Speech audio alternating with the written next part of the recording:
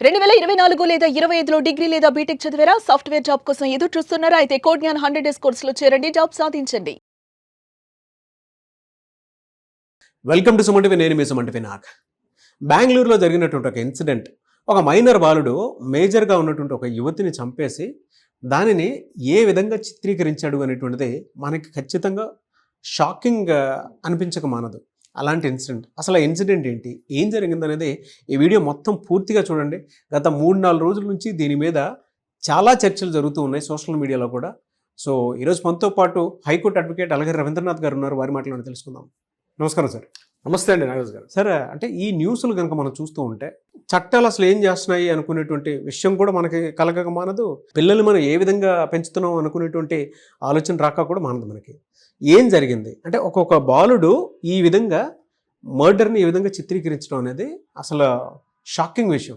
ఏం జరిగింది సార్ అసలు? ముందుగా నాగరాజ్ గారు, ఒక మైనర్ బాలుడు ఒక ఒంటరిగా నివసిస్తున్నటువంటి ఒక మహిళ పైన చేసినటువంటి దారుణ అకృత్యం ఏదైతే ఉందో, గడచిన మీరు అన్నట్టుగా 2-3 రోజులుగా పూర్తిగా సోషల్ మీడియాలో జరుగుతున్న ఇది ప్రతి ఒక్క ఒంటరిగా ఉన్న ప్రతి ఒక్క మహిళ తెలుసుకోవాలి. ఈ సంఘటన నేపథ్యాన్ని నేను కాస్త వివరించి తరువాత ఇక కోర్టు కేసులు, వాడికి పడే శిక్షలు ఎలా ఉంటాయి, వీటి గురించి మనం మాట్లాడుకునే ప్రయత్నం చేద్దాం. ముందుగా ఈ సంఘటన నేపథ్యాన్ని మనం ఒకసారి పరిశీలించగలిగితే, జనవరి 3వ తారీఖు ఎప్పట్లానే ప్రతిరోజు జరిగినట్టుగా ఎవరు హడావుడిలో వారు ఉన్నారు. కొద్ది రోజుల్లో పండగ రాబోతుంది. ఈ అమ్మాయి కూడా వాళ్ళ స్వస్థలం దగ్గరగా ఉన్నటువంటి బెంగళూరుకి దగ్గరగా ఉన్నటువంటి వాళ్ళ పేరెంట్స్ ఇంటికి వెళ్ళాలనుకున్న ప్రయత్నాల్లో కూడా ఉంది. ఈలోగా తన సాఫ్ట్వేర్ జాబ్ ఏదైతే ఉందో ఆ ప్రాజెక్ట్ రిపోర్ట్స్ అన్ని కూడా కంప్లీట్ చేసేసుకుందాం అన్నటువంటి మూడ్లో ఉంది సదరు మహిళ. ఆమె పేరు షర్మిల. పోలీసులు రివీల్ చేసే న్యూస్ని మనం మాట్లాడుకుంటున్నాం నాగరాజ్ గారు. సో షర్మిల ఒక అపార్ట్మెంట్లో ఉంది. ఆ అపార్ట్మెంట్లో తను ఒక ఫ్రెండ్తో కలిసి ఉన్నారు. ఇద్దరు కలిసి ఆ రోజు వర్క్ అయిపోయింది. ఇంతలో రాత్రి సుమారుగా 10:30 ఆ ప్రాంతంలో ఆ ఫ్రెండ్ కూడా వెళ్ళిపోయారు. ఇప్పుడు ఆ మహిళ ఒంటరిగా తన రూమ్లో కూర్చొని తన వర్క్ చేసుకుంటుంది. 10:30 ఆ ప్రాంతంలో ఏం జరిగిందంటే, సడన్గా ఆ రూమ్లో నుంచి ఒక స్మోక్ వచ్చింది.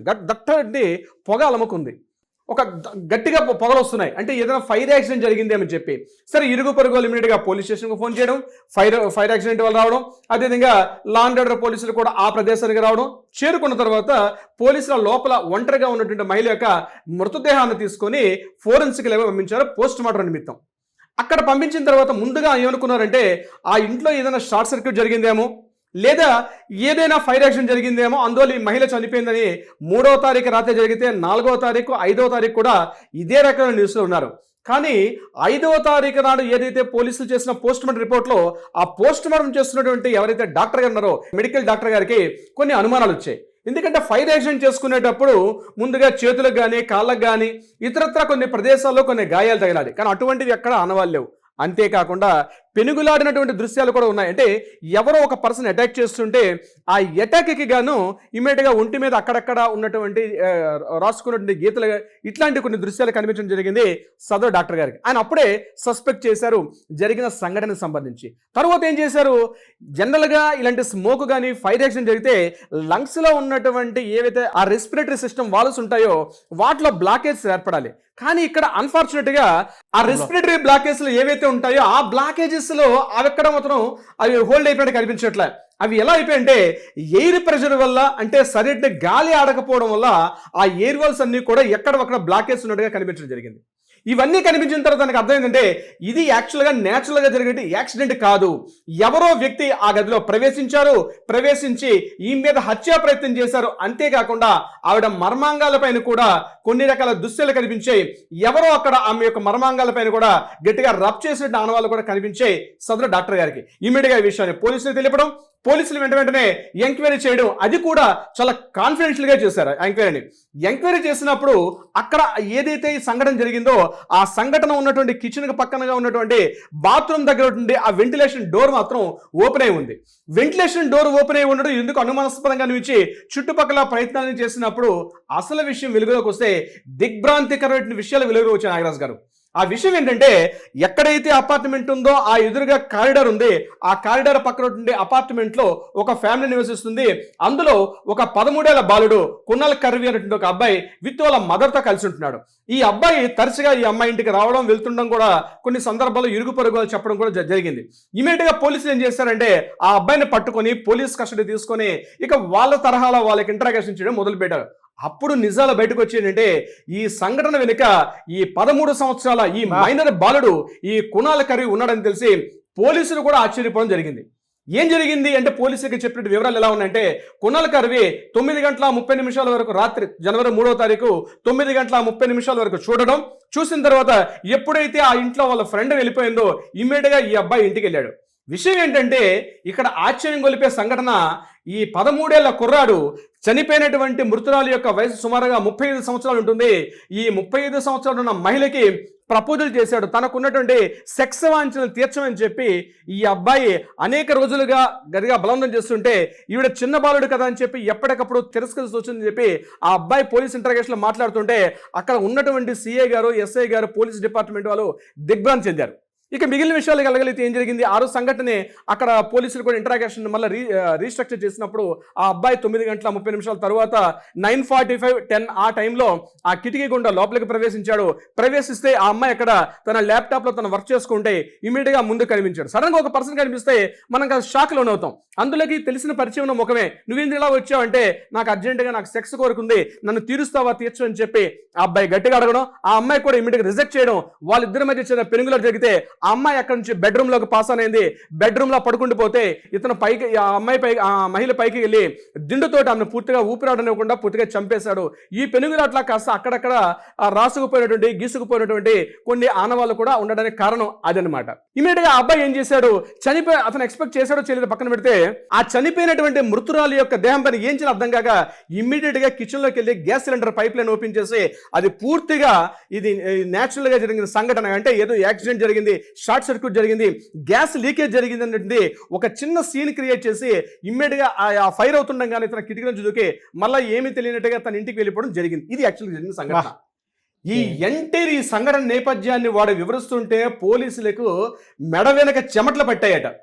ఈ విషయాన్ని బెంగళూరులో ఉన్నటువంటి మన యొక్క ఆ పత్రికలు కూడా రాయడం జరిగింది. వాళ్ళు షాక్ తిన్నారు. అది చూస్తే 13 ఏళ్ల కుర్రాడు, వాడేం కరుడుగట్టిన నేరస్తుడు కాదు, క్రిమినల్ ఐడియాలజీ ఉన్నటువంటి వ్యక్తి కాదు, కానీ సెక్స్ వాంఛలు, సెక్స్ కోరికలతో ఉన్నటువంటి ఒక మైనర్ బాలుడు ఈ రకంగా చేస్తాడు. ఒక అర్ధాంతరంగా ఒక మహిళ, ఉజ్వల భవిష్యత్తు ఒక మహిళకి అర్ధాంతరంగా ఆ తల్లిదండ్రులకి కడుపు కోత మిగులుస్తాడని కూడా వాళ్ళు ఊహించిన స్థితికి అయితే రావడం జరిగింది. ఈ సంఘటన తర్వాత ఆ అబ్బాయిని మళ్ళీ తీసుకున్న తర్వాత పోలీస్ ఇంటరాగేషన్ చేశారు. తర్వాత అంత విషయం జరిగింది. కానీ ఇది మనందరికీ ఒక గుణపాఠం తెలియపరుస్తుంది నాగరాజ్ గారు. దిస్ ఈజ్ ఒక లెసన్ ఫర్ ఎవ్రీవన్. ఎందుకంటే ముఖ్యంగా ఒంటరిగా నివసిస్తున్నటువంటి మహిళలు ఎవరైనా ఉంటే, ముఖ్యంగా అపార్ట్మెంట్ కల్చర్ అన్ని చోట్ల పెరిగిపోయింది ఈరోజు. బెంగళూరు, హైదరాబాద్, ఎక్కడెక్కడ అహ్మదాబాద్, ఈ యొక్క సిటీస్లో అపార్ట్మెంట్ కల్చర్లో సరే మ్యారేజ్ అయిన వాళ్ళు, మ్యారేజ్ కాని వాళ్ళు, భర్తకి ఏదో రకాలుగా కొన్ని రకాలుగా దూరంగా ఉన్నటువంటి వ్యక్తులు, ఈ ముఖ్యంగా ఒంటరిగా ఉన్నటువంటి మహిళలు ఈ విషయాల్ని కాస్త అలర్ట్గా ఉండాలి. నేను భయపెట్టడం ఉద్దేశం కాదు, కానీ అలర్ట్గా ఉండాలి. చిన్నపిల్లాడే కదా, మైనరే కదా, వీడు మనకేం చేస్తాడు అనుకుంటే చివరికి ఈ రోజు వస్తున్నటువంటి సమాజంలో ఉన్నటువంటి అనేక దుష్పరిణామాలు ఏవైతే ఉన్నాయో, ఉన్నటువంటి సినిమాలు, ఓటీటీలో వస్తున్నటువంటి ఆ క్రైమ్ థ్రిల్లర్స్ చూసి పిల్లలు ఒక భావోద్వేగానికి లోనయ్యి 13 ఏళ్ల కుర్రాడు మైనర్ అంటే బహుశా బీయింగ్ అన్ అడ్వకేట్గా నాకు చాలా బాధ అనిపించింది. ఇప్పటి వరకు మనం మైనర్ అంటే 18 ఏళ్ల లోపు అంటాం, కానీ ఇప్పుడు జరుగుతున్న సమాజంలో ఎప్పుడో మనం 70లో 40లో వస్తున్న చట్టాలని మళ్ళా రీఅమెండ్మెంట్ చేయాల్సిన అవసరం కూడా ఉంది. ఎందుకంటే మైనర్ అన్న వ్యక్తికి నిర్వచనం కూడా మార్చాల్సిన పరిస్థితి వస్తుంది. ఇటువంటి సంఘటనలు సర్వత్రా కనిపిస్తున్నాయి మనకి. ఇప్పటి వరకు అమ్మాయిల మీద అఘాయిత్యాలు మనం చూసాం, కానీ ఒక మైనర్ బాలుడు ఒక మహిళ మీద ఇలాంటి అఘాయిత్యం చేసి అర్ధాంతరంగా ఆమె జీవితాన్ని అర్ధాంతరంగా ముగిస్తారని చెప్పి ఎవరు అనుకోలేరు. కొన్ని చోట్ల ఇలాంటి విషయాలు వస్తుంటాయి, కొన్ని చోట్ల ఇలాంటి సంఘటనలు వెలుగులోకి రావు. వెలుగులోకి వచ్చే కాబట్టి మనం మాట్లాడుకుంటున్నాం. అదే గ్రామీణ స్థాయిలో ఉన్న పట్టణ ప్రాంతాలు ఉంటే దీన్ని పెద్దగా పట్టించుకోకపోవచ్చేమో.